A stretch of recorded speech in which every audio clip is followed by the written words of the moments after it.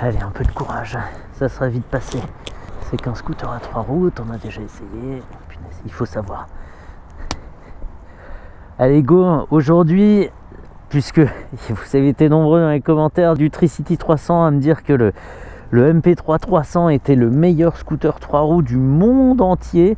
Limite, il pouvait concurrencer des sportives, tellement l'enthousiasme était fort. Je me suis décidé à l'essayer pour me faire une idée par moi-même, ce que je fais à peu près tout le temps. Punaise dessous, il y a une mécanique de folie, une sorte de... Ouais, on dirait... Attends, est-ce que c'est... Non, c'est pas ça. Bon, je sais pas, c'est Zarbi. Là, c'est le MP3 300 HPE, donc dans sa version normale, on va dire, pas dans la version sport. Il y a quelques détails qui changent, les garde-boue, les surpiqûres, des petites choses comme ça. Et l'avant aussi, mais peu importe, essayer le sport ou l'autre, les motorisations sont les mêmes. Ça fait 26,2 chevaux précisément, ça pèse 226 kg, le rapport poids-puissance est absolument terrible. Un peu comme sur le Tricity, on remarque. Il y a 11 litres de réservoir et il est proposé à 6 000 €. Qu'est-ce qu'on va dire de plus? Est-ce que ça marche ça? Oui, ça marche. Dans le coffre, on peut mettre 2 casques intégraux ou un jet ici et un intégral. Un petit intégral alors devant. Mais bon, bref. Compartiment à batterie, 11 litres de réservoir, je l'ai dit. Et c'est à peu près tout. Ouais, ça fait bip bip comme un MP3, frein à main. Oh, j'ai réussi à le démarrer. Descend du trottoir de travers. Ça le fait bien.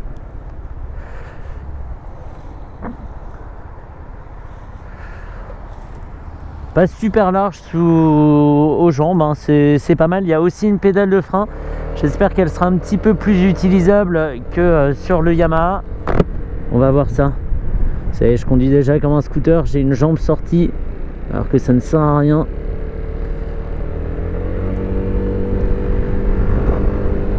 Bien calé au fond de la selle, c'est pas mal, une sorte de mini dosseret là qui maintient bien par derrière. J'aurais pu mettre mon sac à dos dans le coffre, c'est pas grave. Insertion pas ridicule, des compteurs pas super lisibles. C'est dommage, il y a beaucoup de graduations parasites sur le graphisme du fond de compteur. Du coup, c'est compliqué de s'y repérer. Et en plus, le truc qui aide pas, c'est qu'ils sont parfaitement inclinés pour être face à moi. Et il y a un reflet terrible dessus. Je suis hyper pointilleux, mais je trouve ça quand même agréable de pouvoir consulter sa vitesse en un clin d'œil. Là, c'est compliqué.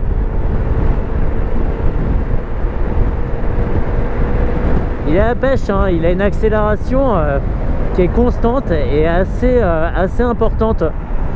Youhou! Ok, donc contrairement au Tricity, on a la pédale de frein devant le pied. Donc en fait, quand on veut freiner, on fait juste tac, on lève le pied et on pousse. Elle n'est pas très haute cette pédale, donc elle est plutôt facile à utiliser, contrairement à celle du Tricity qui était très haute et à gauche de la chaussure.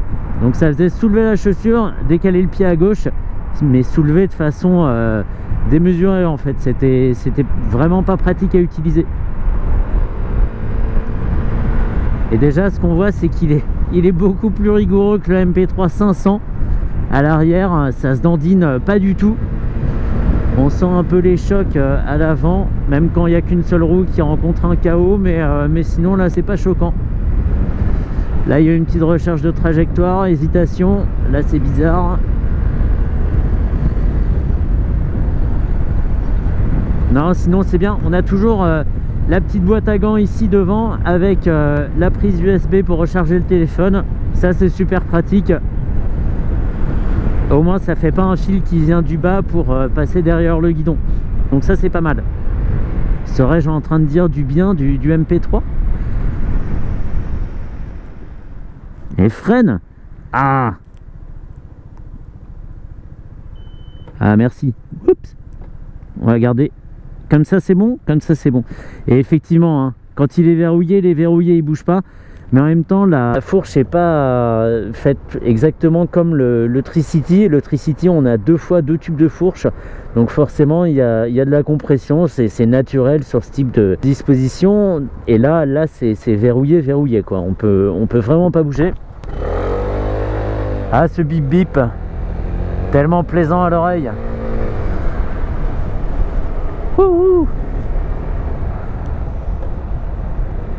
Ouais, en termes de dynamisme, c'est pas mauvais du tout, hein. C'est vraiment pas mal. Le train avant se fait pas remarquer jusqu'à une certaine inclinaison. Par contre, quand on est vraiment penché de façon un peu prononcée, on a, je sais pas, une sorte de... comme si le scooter tombait un petit peu encore. Et ça, c'est bizarre, hein, comme si la roue à l'intérieur se dérobait. C'est très étrange. Je vais essayer de pas trop expérimenter. J'ai pas envie de me mettre par terre. Et il bondit très très bien des feux rouges, hein. Critère hyper important, c'est le critère number one.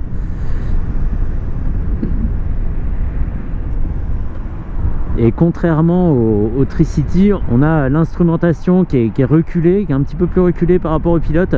Et du coup, ça fait moins cette grosse façade qu'on a devant nous. Là c'est... je sais pas à quoi ça tient en fait. Mais c'est moins massif, beaucoup moins massif, hein, ce qu'on a devant nous. Bam! Pile sur la ligne jaune. Non, j'ai pas besoin de verrouiller, tu peux arrêter de clignoter là, le tableau de bord. J'avais un petit peu peur, hein. 26 chevaux, 226 kg, c'est... J'aurais préféré 226 chevaux pour 26 kg. Mais en fait, non, ça se sent pas. Je pense que ça se sent surtout quand on le fait tomber, les 227 kg. À la fois, on a de la pêche en bas quand on veut accélérer comme ça en partant de zéro pour partir d'un feu ou d'un stop. Mais l'accélération ne disparaît pas, même dans les hauts régimes en fait. Tout à l'heure, j'étais à 90, j'ai eu 100, 110 et en fait l'accélération était toujours bonne. Ça donnait un peu l'impression de pouvoir accélérer comme ça sans limite. Et ça, c'est super plaisant. Je pense pas avoir atteint la Vmax. On va la tester un petit peu là-bas. Je crois que c'est l'autoroute, si mes souvenirs sont bons. Scooter, t'as vu? J'ai quand même vachement peur, hein. C'est quelque chose que j'aurais fait sans appréhension avec un scooter normal. Même rapport aux petites roues, ça c'est pas un gros problème. Mais là, c'est la largeur qui m'impressionne et le fait que le comportement sur l'angle soit inconnu, ça me... je sais pas, j'ose pas trop prendre des virages serrés ou trop m'incliner. Bref. Allez, là on va pouvoir voir ce qu'il y a dans le bide.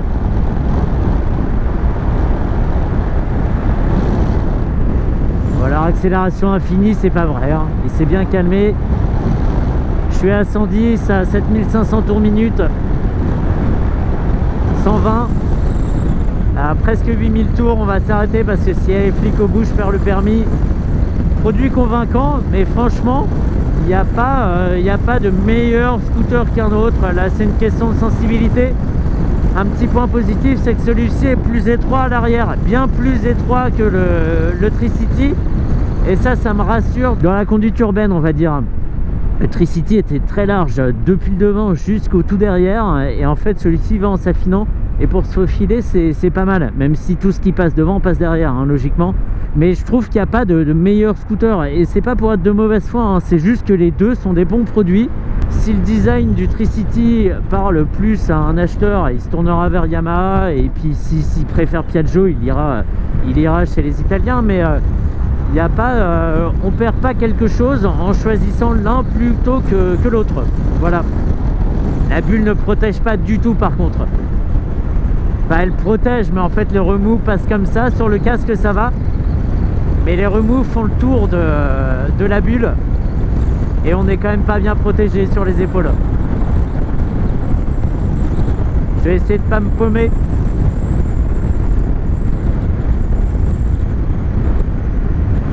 Je vais faire demi-tour, je vais revenir. Et merci à Joseph de Paris Nord Moto qui s'occupe de toute la partie Moto Guzzi, Aprilia et Piaggio, de m'avoir fait partir comme ça un peu en impro. Waouh. C'était vraiment gentil à lui. Je l'avais pas prévenu que je passais. C'est drôle ça. Quand on a la pédale de frein enfoncée et qu'on freine du gauche, la pédale remonte. Parce que ça doit être le combiné. Je m'y connais toujours pas en scooter, c'est effrayant. Et normalement, le MP3, on peut le poser sur l'angle comme ça et il ira pas plus loin et il tiendra quand même la route. Mais je suis pas rassuré. Ça, c'est une question d'habitude. Je suppose qu'après, on fait des dingueries. Mais moi, je ne suis pas à l'aise. Voilà, hein, il a la pêche, on paye pas du tout le poids. Faut l'oublier, hein. Encore une fois, c'est vraiment que des chiffres. Ce qui compte, c'est ce qu'on perçoit quand on conduit la machine. Là, dit comme ça, impossible de dire qu'il est si lourd et qu'il a si peu de puissance. C'est juste que le moteur est très bien travaillé. Ils ont exploité parfaitement les 26 chevaux, autant en bas que en haut. Et on a ce qu'il faut où il faut. Voilà, si on veut le résumer, c'est là que je sors. Non, c'est après, je crois. Oh là là, je suis paumé.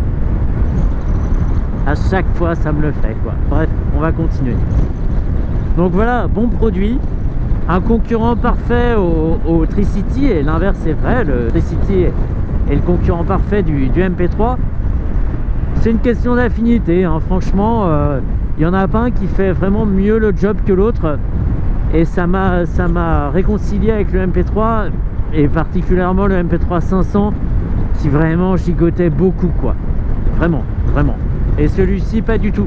Peut-être une question de poids aussi, ou de technologie, hein. Peut-être que ça a été revu entre temps. Le freinage, puisque j'y pense, c'est pas fou. Ça finit par freiner. Il y a très peu d'attaques sur les freins, mais ça finit par s'arrêter. Il faudra quand même prendre le pli pour savoir quelle distance adapter pour freiner dans les temps. Voilà.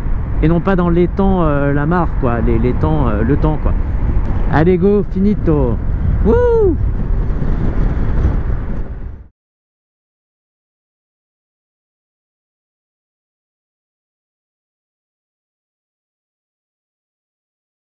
Ouais, tu vois, c'était pas si dur que ça. J'ai même dit du bien de la machine, c'est dingue.